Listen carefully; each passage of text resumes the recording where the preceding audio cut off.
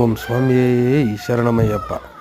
ಸ್ವಾಮಿ ಇದೇ ಕಲ್ಲಿಡಂ ಕುಟ್ರು ಅಳುದಾ ನದಿ ಆದಮೇಲೆ ಅಳುದಾ ಮಲೈ ಬೆಟ್ಟನ ಏರಿ ಆದಮೇಲೆ ಕಲ್ಲಿಡಂ ಕುಟ್ರು ಬರುತ್ತೆ. ಕಲ್ಲಿಡಂ ಕುಟ್ರು ಅಂತಂದರೆ ಮಹಿಷಿನ ಸಂಹಾರ ಮಾಡಿ ಆದಮೇಲೆ ಮಹಿಷಿ ಒಂದು ದೇಹ ಬಂದ್ಬಿಟ್ಟು ದೊಡ್ಡದಾಗ್ತಾ ಹೋಗುತ್ತೆ. ಆ ದೇಹನ ಅಲ್ಲಿ ಊತಾಕಿ ಅದ್ರ ಮೇಲೆ ಎಲ್ಲ ಬರುವಂಥ ಕನ್ನಿಸ್ವಾಮಿಗಳು ಅಳುದಾ ನದಿಯಿಂದ ಒಂದೊಂದು ಕಲ್ಲನ್ನ ತಂದು ಹಾಕಬೇಕು ಅನ್ನೋ ಒಂದು ಆಚಾರ ಇದು.